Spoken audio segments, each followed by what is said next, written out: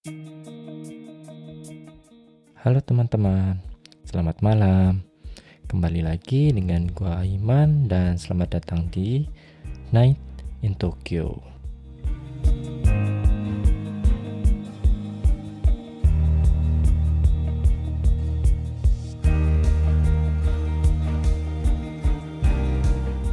Halo teman-teman, kembali lagi dengan gua Iman di Night in Tokyo. Gimana teman-teman kabarnya semingguan ini?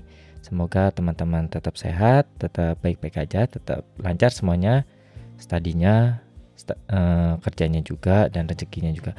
Nah, untuk episode kali ini teman-teman, gua kedatangan teman lagi. Dia orang Indonesia yang datang ke Jepang. Waktu kecilnya datang ke Jepang, terus dia mungkin udah cukup lama tinggal di sini. Bisa perkenalkan? Halo, ada Raffi di sini. Halo, nama gue Ralfi. Gimana Raffi kabarnya? Baik sih. Baik-baik ya. Jadi Raffi ini sendiri orang tua Indonesia ya sebenarnya. Oh iya, dua-duanya Indonesia. Orang tuanya Indonesia dan pindah ke Jepang. Bisa ceritain sedikit nggak Raffi sebenarnya? Kapan misalnya datang ke Jepang? Terus dari kelas berapa gitu? Oh ya, pokoknya cerita sedikit lah gimana bisa nyampe di Jepang.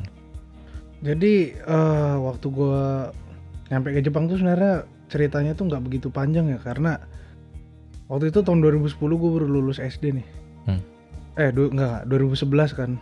Tiba-tiba ada wacana gue mau pindah ke Jepang tuh gara-gara katanya bokap gue menerima tawaran kerja di kantor Yokohamanya dia sekarang gitu kan. Gue nggak begitu percaya gitu loh, kayak masa sih bokap gue balik lagi ke Jepang, dia pernah ke Jepang kan sebelumnya 2006 gitu kan. Pas itu beneran ternyata September bokap gue cabut, ninggalin gue sama nyokap gue di Indonesia. Kayak wah ini beneran gue ke Jepang ini. Ninggalin lingkungan gue yang sekarang. Gue bener-bener kayak waduh ini ntar gue hidup di Jepang gimana ya. Gue kayak cerita kan sama teman-teman gue, bro gue semester terakhir gue di sini. Ntar gue mau ke Jepang nih. Tuh kayak pada ya ngeledek-ledekin gue, wah Vi lu cupu banget sekarang, lu kan cupu banget nih sekarang nih, lu berantem sama anak Jepang gimana, lu diapain lu ntar sama anak-anak Jepang gitu. Ya gue biarin aja, paling ya ketawa-tawa doang sih teman-teman gue, kayak ngomongin, weh Vi ntar lu jangan kebanyakan, ntar lu jangan jadi wibu lah ya gitu-gitu, jangan jadi ya gitu lah pokoknya. Gue ledek-ledekin tentang Jepang lah itu, ntar ketemu apalah Maria Ozawa nggak jelas itu. Asli gue bilang, Vi lu jangan bergaul sama Miyabi gitu-gitu. Iya. Gue udah gitu kayak iya gitu. Gue iya aja sih kayak sambil ketawa-ketawa. Akhirnya Desember itu tahun itu tahun 2011 ini. 2011. Ini gue masih satu SMP semester 1 itu. 2011 ternyata beneran rumah gue selamatan sama anak teman-temannya nyokap gue. Ini gue bangun gitu kan, anjir kok ada banyak orang di sini. Ini selamatan karena perpisahan gitu, karena mau ke Jepang. Itu itu bukan Desember sih, Januari tanggal 1 gitu ya. Yo, pas tahun baru ya. Iya, tanggal 2-nya kan gue cabut, itu tanggal 2-nya cabut. Tanggal 1-nya gue rumah rame gitu kan. Ini kenapa? Ya gitu-gitulah, kita kayak, Vi kamu hati-hati di Jepang ya, pada gitu semua kayak temen-temennya nyokap gua, kamu jadi anak yang baik ya, sukses di sana gitu. Ya tante makasih gitu. Kira besoknya gue cabut ke Jepang. Nyampe tanggal itu pesawat malam, nyampe tanggal 3 2012 itu. 2012 akhirnya gue dapet KTP gue di airport lah itu kayak. Ini lucu sih, kayak gue nyampe ke Jepang tuh ke tempat tinggalnya bokap gue kan, iya dari dia. Oh iya, karena bokap lu udah di sana duluan ya. Iya, jadi kayak masuk, Vi kamu jangan kaget ya, kata bokap gue, kayak jangan kaget kalau rumahnya nggak sesuai harapan. Apa-apa santai aja, yang penting bisa tidur, gue bilang gitu kan. Buka, buset kecil banget ini kamar. Buset ini kamar apa kandang ayam, gue bilang. Kecil banget cuy, sampai kayak bokap gue sama nyokap gue rela-rela tidur di loteng demi gue.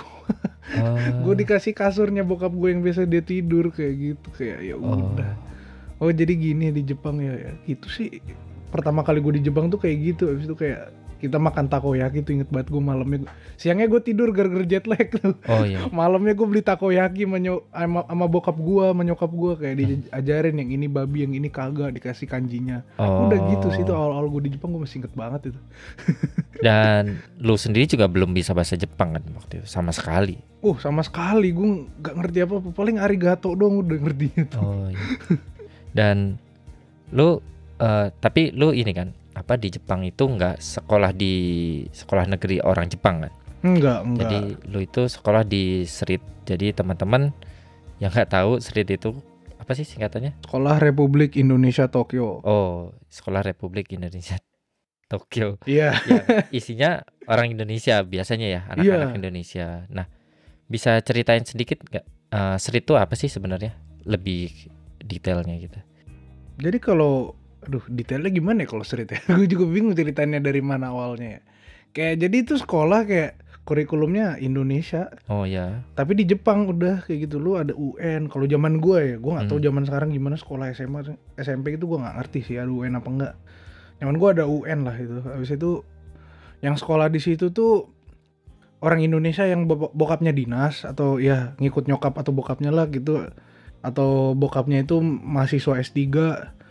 Jadi anaknya ngikut gitu sekolah situ. Habis itu apa namanya?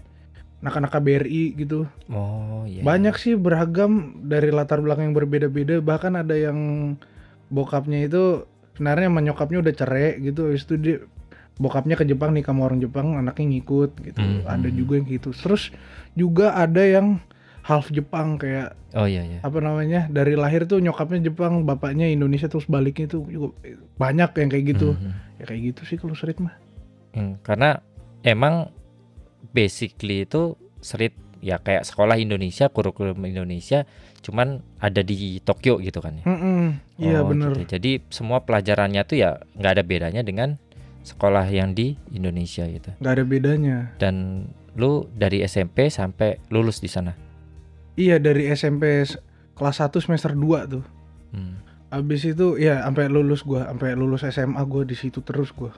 Nah di SRIT sendiri kelasnya kayak gimana sih anak-anaknya atau gimana? Apakah sama dengan, kan lu juga udah pernah merasakan tuh sekolah sampai SMP kan di Indonesia. Nah bedanya dengan sekolah di Indonesia dan SRIT tuh apa? Sebenarnya kalau dari kurikulum kita bilang sama sih, cuman kalau misalnya lingkungan di SRIT itu kayak gue sekelas tuh inget banget tuh, gue baru masuk tuh kan, ketemu temen gue, dia gue hari pertama gue di SRIT nih, gue tuh lagi daftar kan sama di TU-nya itu menyokap gue, tiba-tiba ada temen gue sih sampai sekarang kita masih temenan gitu, dia dia turun ke bawah mau fotokopi soal matematika, ketemu akhirnya gue kenalan nomor nih orang gitu loh. Dari situ kayak akhirnya si teman gue ini disuruh ngebawa gue ke kelas gitu, kayak nih teman barumu nih bawa ke kelas gitu. Oh karena sekelas ya? Iya sekelas, ternyata gue juga nggak nyangka itu. Akhirnya gue buka nyampe masuk kelas. Ada gue masih inget banget nih pertama gue di SRIT itu pelajaran yang pertama gue belajar tuh matematika. Gue masih inget gurunya tuh Bu Betty namanya tuh, kayak aduh baik banget sih gurunya, kayak kayak wah selamat datang Ralfi ya gitu-gitu, enjoy your time in Japan gitu-gitu sampai kapanpun gitu. Terus ya kita ngobrol-ngobrol aja. Ada teman gue Erika itu yang mantan JKT juga di situ. Yang mantan JKT. Dia salah satu teman pertama gue di sini sih. Oh Erika itu satu kelas, berarti lu satu kelas sama Erika? Satu kelas. Jadi kelas itu ada 3 orang. Gue, yang pertama hari pertama gue ya. Gue, si Erika JKT ini ex JKT, sama teman gue yang fotokopi ini.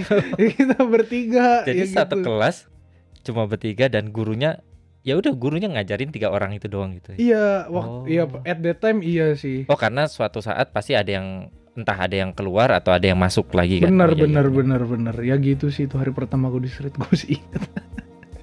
Terus lingkungannya sendiri kayak gimana kalau SRIT? Apakah sama kayak Indonesia ada kantinnya? Terus apakah teman-temannya juga sama lah kayak mungkin karena orang Indonesia juga atau gimana?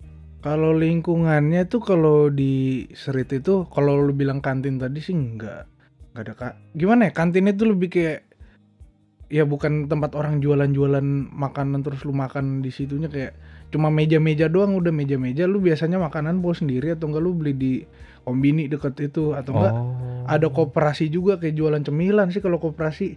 Biasanya gue sama temen-temen gue tuh dulu pernah itu sih kayak di koperasi belinya Indomie kita masak di dapur guru. Nah itu sering gue sama temen-temen gue kayak makan bareng gitu-gitu. Nggak kayak kantin model Indonesia kan kayak banyak ke toko Iya, itu banyak kita tuh. beli duduk depannya kan.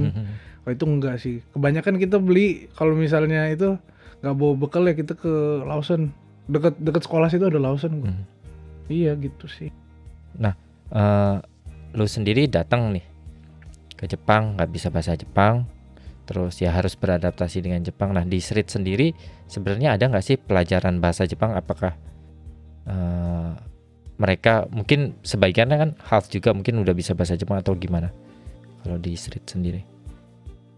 Kalau di Street ya, bahasa Jepang ada. Oh itu pasti ada. Itu tuh ibaratnya kayak muatan lokal. Kayak kalau di rapot gitu kan ada bahasa Indonesia, matematika, IPA. Itu masuk IPS. dalam muatan lokalnya ya? Muatan lokal ditulisnya, muatan lokal bahasa Jepang. Wajib itu kita harus belajar situ. Cuman yang agak susahnya itu gini, kayak karena kita nih beragam level-levelnya di satu kelas, jadi kayak gurunya ini nggak bisa serentak ngajarin satu topik. Oh karena ada yang udah jago, ada yang enggak gitu Iya, maksudnya? kayak ada yang di kelas gua kan yang Erika itu kan dia itu shout out to Erika ya by the way. Halo. Shout out gitu, shout out to Erika lah gitu. Kalau lu dengerin nih, jadi kayak dia tuh kan nyokapnya orang Jepang ya, jadi dia kayak dia udah N2, N1 waktu itu kayaknya lupa gue. Jadi kayak ya udah jago lah udah pokoknya. jago lah, nggak perlu ditolong lah tuh orang sama guru.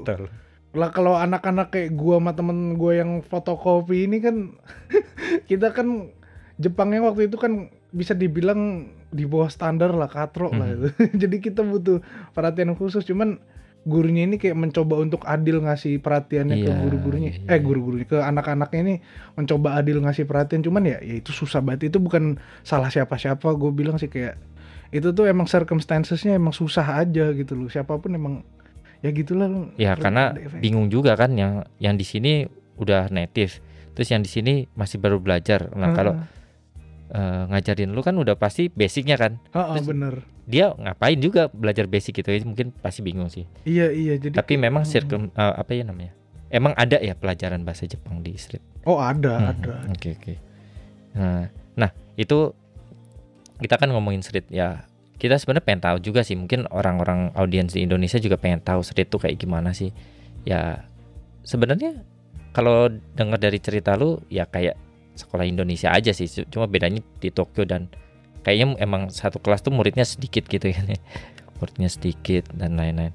Nah, lu di sana lulus SMA, terus sekarang lu sendiri kuliah atau gimana?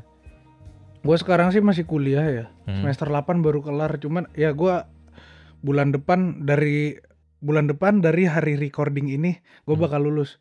Pas ya ini tanggal 31 by the way ya? Iya. Oh enggak deh, gue lulus 30, berarti kurang sebulan kurang sehari lagi gue lulus lah graduation insya Allah. Jadi ya gitu sih, gue masih dihitung mahasiswa kayaknya sekarang ya. Iya sih masih dihitung mahasiswa gue. Jurusan apa kira-kira? Gue hubungan internasional. Tempat kuliah lu ini apa sih namanya? Universitas Negeri Jepang atau apa? Atau swasta? Swasta sih kalau gue ya. Oh swasta. Nah teman-temannya banyakan orang Jepang apa orang luar sih sebenarnya? Sebenarnya kalau di TIU ya, di tempat gue kuliah TIU. sekarang tuh kayak apa namanya? Banyak juga anak Jepangnya sih, banyak. Dan ya 50-50 sih gue bilang kalau murid internasional sama Jepang itu 50-50 sih kalau gue bilang. Cuman kalau di lingkungan gue kebanyakan gue anak-anak Indo aja, PPI TIU lah apa PPI, gitu-gitu. Cuman gue juga punya banyak teman dari kayak Thailand lah atau Korea. Korea ada nggak ya? Lupa gue ya. Tapi yang banyak tuh Thailand gue. Teman-teman yang bener-bener kita ngobrol bareng tuh yang luar tuh kebanyakan Thailand. Gue juga ada teman lagi orang itu orang Jepang lagi. Jepang ada sih beberapa tapi cuman dikit. Ada juga yang itu Indonesia campur Amerika deh. Dia Indonesia campur Amerika. Indonesia campur Amerika. Nyasar di Jepang. Iya dia nyasar ke Jepang. Gue juga heran kenapa nih orang mau ke Jepang, kenapa dia nggak baliknya ke kampungnya, kalau nggak salah mana ya, Texas gitu. Mendingan ke sana kalau gue nggak tahu sih gue. Ini kuliahnya dalam bahasa Jepang atau bahasa Inggris? Kalau gua bahasa Inggris. Ya berarti bahasa pengantarnya bahasa Inggris bukan bahasa pengantarnya bahasa Inggris. Tapi ada course bahasa Jepang juga. Cuman yang bikin gua resah tuh sebenarnya course Jepangnya ini gimana ya? Gua tuh dapat ilmunya belajar, cuman nilainya tuh nggak sesuai harapan. Kayak susah banget lu precise, kayak dapat A untuk Jepang tuh susah banget. Nggak kayak pelajaran-pelajaran kayak politik yang lain tuh, itu gua minimal B+ merem lah itu. Kalau Jepang ini gue gila dapetin B- aja udah ngos-ngosan gue gitu. Gue pernah tuh terakhir tuh gue Chukyuni gitu kan. Chukyuni tuh kayak intermediate 2 lah level gitu. Gue dapet C itu gue bete banget tuh habis pembagian nilai itu gue kayak udahlah bodo amat, gue nggak mau ngambil lagi Jepang. Gue belajar sendiri aja. Ngancurin GPA gitu kayak sakit hati aja sih gue. Karena ya mungkin niat lu tuh pengen belajar bahasa Jepang kan ya. Iya, Cuman iya. karena masuk ke GPA jadi bikin drop kan. Jadi mending belajar sendiri menurut lu gitu ya. Iya. Soalnya juga kalau di kelas tuh ya emang susah sih bahasa Jepang tuh. Kayak apa namanya di kelas gue gimana ya, di kelas bahasa Jepang juga gue mikir-mikir, anjir gue juga kadang ngantuk juga di kelas, gue tidur juga, gue mau UAS juga gue belajar sendiri, yang ngapain gue ngambil ngancur-ngancurin nilai doang, ya nggak sih? Gue mendingan belajar sendiri. Karena GPA-nya kan ikut turun juga kan. Turun cuy, 2,8 yang terakhir gue ngambil bahasa Jepang tuh gue langsung bete itu bener-bener. Ya gitulah. Nah, lu sekarang kira-kira udah berapa nih? Udah berapa lama di Jepang sekarang? Kalau dihitung dari itu 9,5 kayaknya. Udah 9,5. Dan itu termasuk panjang lu tinggal di Jepang. Panjang. Sejauh ini betah, kerasan atau gimana? Sangat kerasan. Ada nggak sih alasan khusus atau apapun lah pokoknya yang membuat lu itu kerasan gitu, betah di Jepang? Karena ya gue juga punya teman lah di yang datang ke Jepang waktu gue pertama kali datang. Gak semua orang, ya ini yang banyak salah kadang-kadang tuh orang Indonesia pikir ya karena Jepang tuh menarik, datang ke Jepang terus clash dengan budayanya jadi gak kerasan. Nah lu sendiri udah 9 tahun di Jepang dan sepertinya sangat betah sekali dengan Jepang. Ada alasan khusus gak sih kenapa betah di Jepang? Sebenarnya kalau alasan khusus tuh gimana ya? Karena gue di Jepang udah lama sih. Pertama itu kayak gue tuh lebih settle di Jepang dari Indonesia ya. Gue balik ke Indonesia gue gak ngerti mau ngapain gitu loh. Gue mau jalan kemana harus pesan Grab lah ini itu. Gue nggak bisa jadi pedestrian gitu loh. Jalan kaki itu nggak bisa gue. Gue harus pesan Gojek, itu mager banget gue kalau kayak gitu Bu. Ya bukannya kenapa kayak gue nggak biasa aja gitu loh masa gitu. Apalagi kayak Grab car gitu mahal cuy, 70.000 gitu dari rumah gue ke BSD gitu kan. 70.000. Kalau di Jepang tuh kan kalau lu mau pergi gue tinggal salim sama nyokap gue itu cabut gitu kan. Naik kereta jalan ya, kaki mau kemana aja bisa ya. Ya habis itu ada lagi kayak kebanyakan teman gue di sini sih kalau teman-teman gue yang bener-bener ya kenal banget deket gitu ya kebanyakan di sini, sama kayak ya koneksi gue di Jepang ini juga udah lumayan banyak lah. Contohnya lu gitu kan sama teman-teman gue stand up gitu-gitu. Itu ada teman kampus lah, ada teman tongkrongan gue yang lain, banyak banget. Kayak gue merasa gue tuh somebody di sini loh. Kayak kalau gue cabut ke Indonesia gue jadi nobody gitu. Iya itu sih gitu. Lucu ya karena lu malah jadi bingung sendiri kalau lu datang ke Indonesia karena nggak familiar, mungkin karena udah terlalu lama. Dan lu sendiri seberapa sering sih sebenarnya pulang ke Indo? Ntar gue hitung dulu nih, gue lupa. At least kayak setahun sekali atau setahun 2 kali gitu? Nggak tentu. Jadi pertama pulang tuh 2013 akhir, 2014 akhir, ini udah 2 nih. 2016 summer, habis itu 2019 summer juga. Jadi 4 kali kayaknya dari 9 tahun gue balik. 9 tahun? 4 kali? 4 kali doang. Itu pun gara-gara bokap gue nyuruh gue ikut pulang. Sebenarnya gue mager pulang gitu loh, kayak ngapain di Indonesia gue bingung. Gak familiar lah pokoknya. Gak familiar gue tuh kayak nih orang-orang yang kerja di sini gitu tinggal sendiri ya.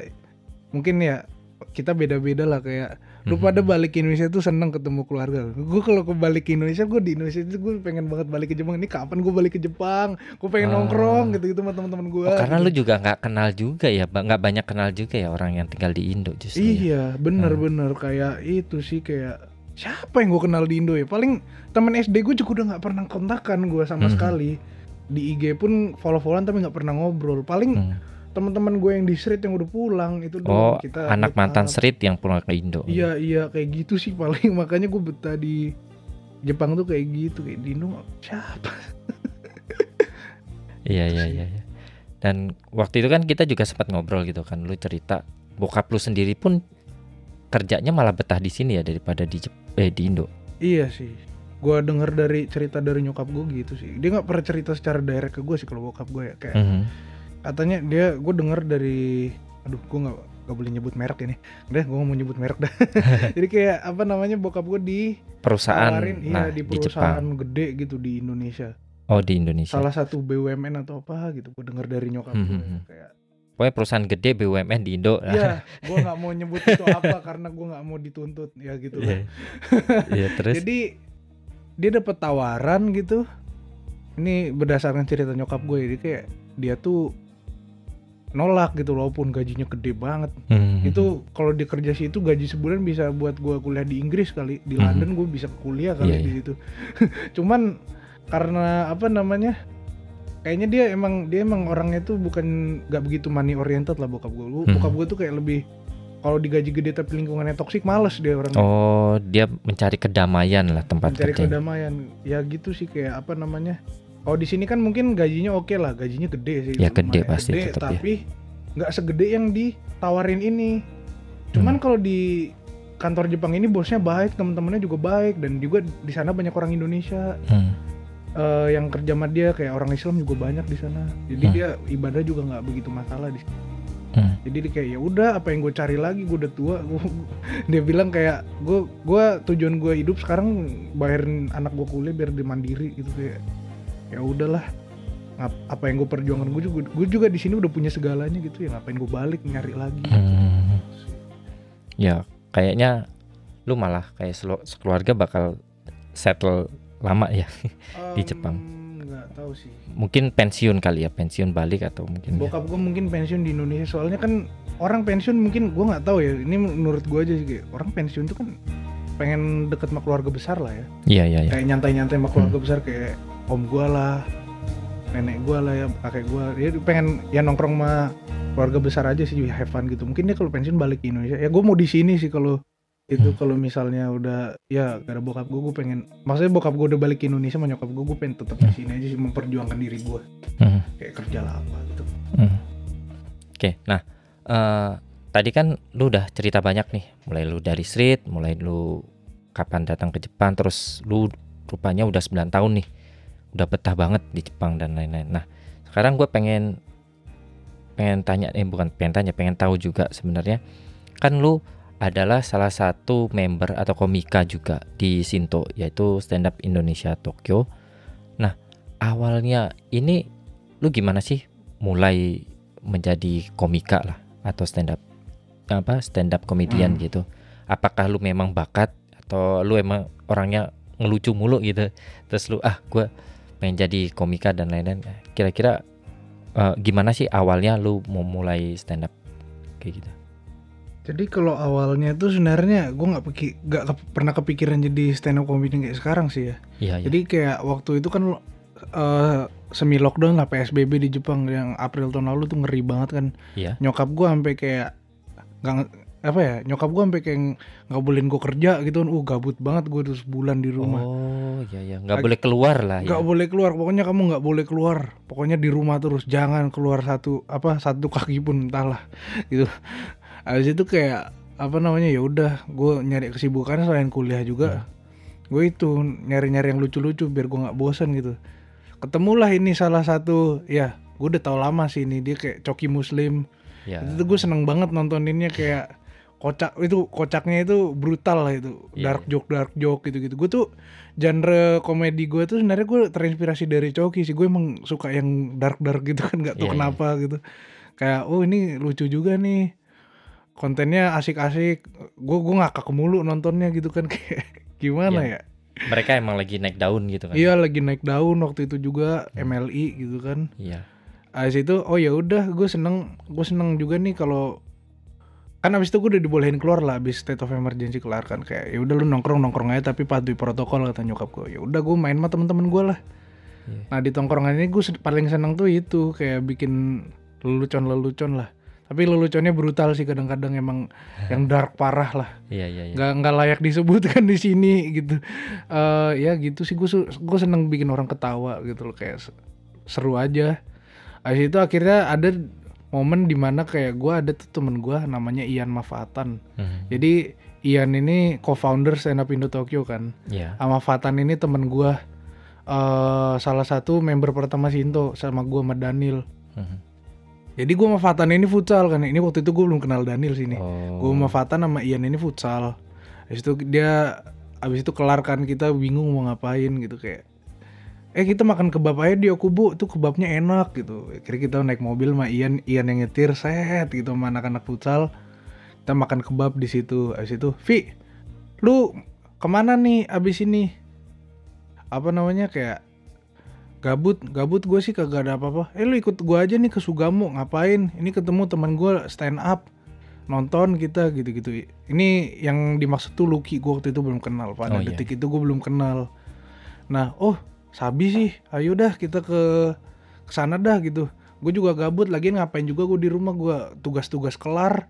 Waktu itu gue kuliahnya gabut banget soalnya tugasnya dikit gitu-gitu. Kebanyakan kayak gak ada final exam juga karena kebanyakan paper udah kelar semua. Gabut gue kan, itu Desember tuh, Desember tanggal 4 atau apa gitu sih. Gitu kan, akhirnya gue ke rumah Lucky gitu kan, nontonin dia stand up, lucu. Dan gue juga pernah nyoba itu sih di rumahnya Lucky. Waktu itu belum terbentuk nih yang namanya Stand Up Indo Tokyo ini, belum terbentuk. Belum sih. Ya. Iya. Itu mungkin beberapa menit sebelum itu terbentuk resmi gitu loh ya. Kayak apa namanya? Akhirnya gue mau nyoba stand up gitu di rumah Lucky, kayak susah banget ternyata ya. Kayak harus nyatet, harus bikin materi, dicatat bener-bener tuh emang harus gitu loh. Kayak tapi ya udahlah, mungkin gue mau mencoba peruntungan gue di sini gitu loh, kayak why not? Maksud gue I just wanna do it gitu loh, kayak lakuin aja lah, mau nggak lucu gitu. Ya lagian kan zaman gue masih semuda ini kan zaman yang harus banyak berkarya lah gitu kan, mencari nyoba segalanya gitu, yang segalanya gitu. Positif gitu. Kira si Ian kayak, ayo Vi, join aja kita Stand Up Indo Tokyo, kita resmikan di sini, Brad. Seriusan kayak, ayo, tapi lu bener nih, komit lu. Iya Yan, ayo dah, gue mau coba juga nih stand up komedi gitu-gitu. Gue juga suka nonton Coki Muslim gitu-gitu. Ya itu akhirnya terjadilah Stand Up Indo Tokyo. Nah, ini kan ada open mic pertama nih. Gue seingat gue itu Desember akhir itu kan. Iya. 28 apa gitu, gue lupa itu.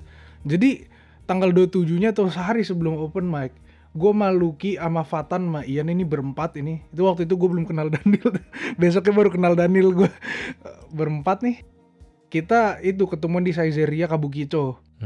Kita makan-makan sambil belajar bikin materi. Lucky ini kan emang dia udah berpengalaman banget kan. Dia dari 2013 udah komunitas ini itu. Wah udah jam terbangnya tinggi banget lah, jauh di atas kita. Kira dia ngajarin gua bikin materi gitu-gitu, kayak susah banget cuy. Gue bener-bener kayak gak segampang yang kita lihat lah pokoknya. Gak segampang itu. Kalau misalnya gimana ya, gue tuh saat detik itu tuh gue baru ngerti kenapa komedian dibayar mahal gitu loh. Kayak anjir ini gak segampang ngejok di tongkrongan gitu loh. Ngejok tongkrongan tuh beda banget sama karena stand up kita harus comedy. ngebangun kan gitu ya. Iya, ngebangun asumsi, itu jatohin, bret, tawa tuh kan. Kayak setup, ini namanya setup, ini namanya punchline. Kalau misalnya satu materi full itu namanya set, gitu-gitu ada nama itu ada premis juga. Itu bener-bener kayak wow, ini nggak segampang yang gue kira sih. Ya gitu sih paling, ya itu sih awal cikal bakal stand up Indo Tokyo.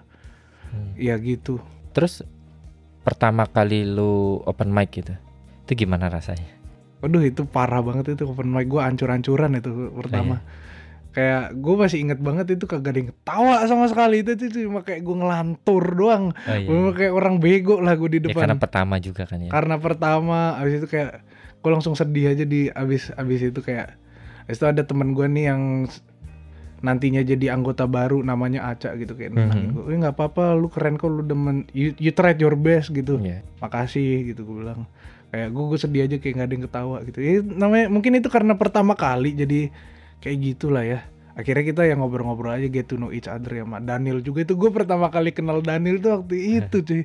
Kayak gue kan suka bola gitu, gue sering ngedebatin dia tuh masalah bola. Dia Liverpool, gue MU kan musuh berat gitu. Oh Kayak iya, iya Inggris. kayak iya gitu, kayak lu Liverpool lu, ya elah lu sombong bener juara gue gituin. Ya gitu-gitulah sih. Ya dari situ ya kita mulai mengenal, ya makin deket lah kita, satu komunitas tuh udah ya. Kita tuh apa namanya ngomong tuh nggak pernah ya belak-belakan aja ngomong satu komunitas ini. Kalau ada yang jelek ya kita bilang jelek, ya nggak apa-apa. Justru itu yang menurut gue bagus gitu loh. Gitu sih. Nah, kita ngomongin masa depan nih sekarang. Aduh. Kira-kira nih kedepannya kan ya lu tadi udah bilang lu bentar lagi lulus, terus kira-kira lu udah ada rencana belum sih? Gak sih? Mau kerja di mana? Misalnya mau kerja di Jepang, atau apakah lu bakal menetap di Jepang atau lu ke luar negeri dan lain-lain? Lu udah ada gambaran gak sih? Kalau gua sih gini ya. Setelah lulus tuh gua udah lumayan ada gambaran kayak nih lulus nih. Awalnya gua mau S2 kan di salah satu kampus ternama, gagal semua. Kagak ada yang terima gua. Akhirnya Di Jepang ya? Iya di Jepang. Gagal. Akhirnya gua harus nge-reset goal gua. Gue lulus tanggal 30 Agustus dan gue bakal dapetin N2 Desember nih. Itu goal gue jangka pendek gue lah.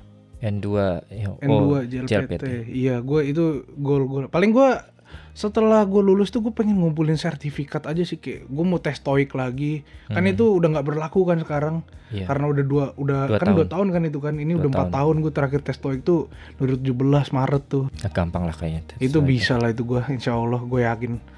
Namanya JLPT, TOEIC, atau enggak mungkin gue mau nyoba online courses gitu sih. Kayak gue tuh industri yang gue tertarik itu gue bingung sih, gue belum begitu tahu. Cuman mungkin gue tuh tertarik tuh yang paling ada di pikiran gue sekarang tuh antara kayak gue pengen kerja yang tentang ekspor impor gitu, atau enggak industri kreatif ya. Trading atau industri Trading. kreatif. Gue tuh suka industri kreatif kayak gini, misalnya kayak podcast atau kayak YouTube atau stand up. Gue tuh emang ya anak seni sih gue orangnya. Selain ngegambar, gue nggak bisa ngegambar ya, by the way. Ya gue lebih kayak menikmati gambar lah. Tapi meskipun nggak bisa gambar. Iya, gue tuh lebih pengen insya Allah sih.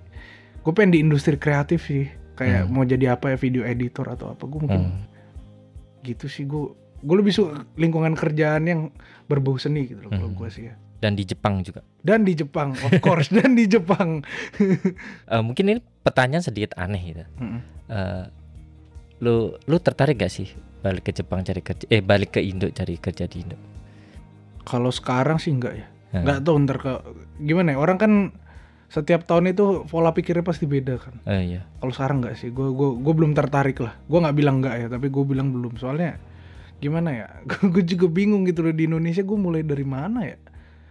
Cuman iya. Balik lagi karena tadi ya belum familiar juga. Dan gue punya gak ada koneksi juga ya. Gak ada koneksi juga, paling keluarga besar gue udah. Cuman dan gue juga punya mimpi satu sih di Jepang tuh. Gue pengen, karena gue tuh sering nongkrong di restoran Indonesia kan sama teman-teman gue. Sama kayak teman gue ada yang kerja di toko, gue sering nungguin dia kerja habis itu nongkrong. Liatinnya dia kerja gitu. Liatin dia kerja. Gue tuh punya mimpi gini sih. Gue nggak tahu gimana cara mencapai mimpi itu, tapi tapi itu mimpi gue. Kayak gue tuh pengen punya restoran Indonesia dan toko gitu. Gue pengen punya bisnis di Jepang gitu, yang berbau Indonesia gitu tuh kan. Itu salah satu mimpi gue. Dan ya nyokap gue tuh main encourage gue, ayo Vi, kamu kalau misalnya itu sama teman-teman kamu bikin bisnis gitu-gitu. Tapi nyokap gue bilang gitu, gue pengen banget, tapi kayak gue bingung start dari mana. Untuk sekarang ini gue gak tahu gimana cara get there tuh, gue belum tahu. Misalkan datengin barang dari Indo itu kan juga perlu tahu juga. Iya sih bener, itu gue belum tahu sama sekali. Cuman yang jelas mimpi itu ada aja. Cuma jalannya ke situ aja yang gue belum tahu. Gitu sih. Oke. Menarik. Terus stand up-nya sendiri, kira-kira lu ada harapan apa ke depannya? Kalau stand up, punya visi apa gitu tentang stand up lo sendiri? Stand up ya, kalau stand up gue ada harapan sih. Sebenarnya mungkin ini lebih kayak gimana ya, stand up Indo Tokyo ini apa namanya, harapan gue ini mungkin rada nggak realistis sih.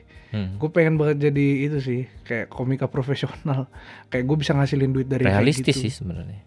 Cuman ya balik lagi kayak tadi mungkin Iya. lu belum lihat jalannya kemana. Iya mungkin realistis tapi gue belum lihat jalannya kemana. Hmm. Soalnya kayak ini kan orang-orang di sini tuh kan ibaratnya kayak sampingan gitu loh. Dan kita belum ngasilin duit yang bener-bener income beneran itu. Ya kan belum setahun juga kan, masih setahunan juga. Iya. kan, ya. Tapi gue bener-bener itu gue pengen banget asli itu kalau misalnya itu mungkin mimpi gue selain bikin bisnis di sini ya, kayak gue pengen banget gitu loh. Ini komunitas yang gue dan teman-teman gue itu perjuangkan bangun dari awal gitu. Dan gue pengen banget ini berhasil sampai ini jadi pekerjaan gue gitu loh. Gue pengen banget asli men, kayak ya tapi gue nggak tahu sih ntar kedepannya gimana. Gue harap sih bakal terjadi, cuman ya nggak tahu, balik lagi gue nggak tahu lagi jalan untuk kesananya gimana, belum nemu. Ya diucapkan dulu aja pokoknya. Iya, semoga aja diberikan jalan sama Tuhan lah, itu aja sih. Ya, amin. Nah, terakhir nih sebagai penutup, gue pengen lu sebutkan 3 hal yang paling lu suka dari Jepang dan 3 hal yang paling lu suka dari Indonesia. Oke. Kalau Jepang dulu nih kayaknya, Iya, Jepang 3 ya. dulu. Ntar ini gue perlu mikir ini. Kalau Jepang tuh yang gue suka tuh sebenarnya lingkungannya bersih gitu, nggak ribet. Iya. Semuanya itu gampang. Lu mau jalan tinggal Praktis ya, praktis. Iya, praktis. Ada aja jalan gitu loh. Ibarat lu kalau kayak tersesat di satu daerah di Jepang, lu pasti masih bisa pulang. Iya, selama benar. HP lu nyala. Karena Dan lu kereta bisa, masih ada. Dan kereta masih ada. Kalau kereta nggak ada kan lu bisa ngemper aja sampai malam gitu, Iya. sampai pagi gitu kan. Dan nggak was-was kan. Iya. Kedua tuh Jepang tuh disiplin. Ibaratnya kayak COVID kayak gini nih. Gimana ya? Pas zaman COVID kayak gini kan mungkin case-nya tinggi banget nih. Cuman yang gue bersyukur dari Jepang tuh angka kematiannya itu nggak parah. Oh, fatality rate-nya nggak parah.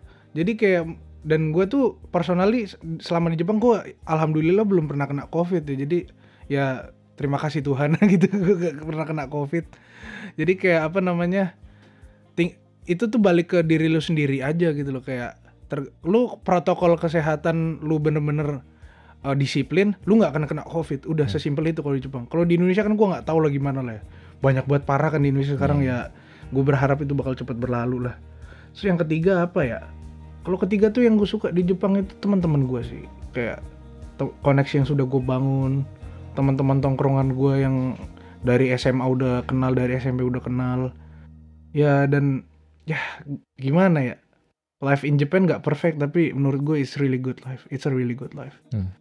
Kalau ya Indonesia tadi yang ketiga. Ya, 3. Kalau Indonesia tuh mungkin yang gue suka tuh pertama makanan, itu no doubt about that lah. Kayak lu mau compare makanan Indonesia ke negara lain pun, maksud gue mau lu compare makanan Italia pun gue tetap pilih makanan Indonesia gue. Enak banget makanan Indonesia tuh, nggak ada yang ngalahin lah. Mungkin karena lidah gue aja sih ya.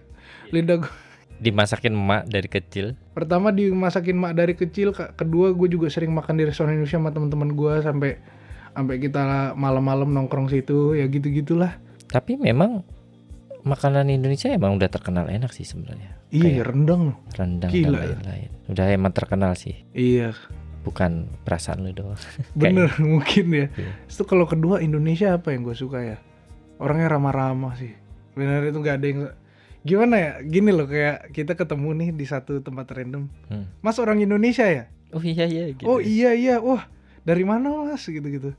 Lu nggak tahu berapa banyak temen yang gue dapetin hanya dengan gua nongkrong di restoran Indonesia. Itu banyak banget, itu bener-bener basa-basi doang. Mas dari mana? Oh dari Bandung. Oh saya dari Tangerang, gitu-gitu. Bahkan ada yang pernah ada tuh orang Ciputat itu dekat rumah gua. Mas dari mana? Saya dari Tangerang Selatan. Oh mananya Ciputat? Oh saya Pamulang, gitu, ngobrol. Pamulang. Itu bener-bener the best feeling lah kayak gitu tuh. Bener-bener banyak banget temen gua yang gua kenal out of nowhere tiba-tiba ketemu aja. Banyak. Terus kalau yang ketiga apa ya? Aduh, nggak tahu ya. Kalau ketiga mungkin cuaca. Kalau di Indonesianya ya, cuaca kayak di sini kan kalau panas banget, dingin banget. Kalau Indonesia itu kayak flat aja udah sih. Iya. Tapi Indonesia ya paling kekurangannya polusi, udah itu doang sih. Iya, apalagi Ciputat, Pamulang tuh. Wah, itu gila itu polusi di mana-mana, pusing gua.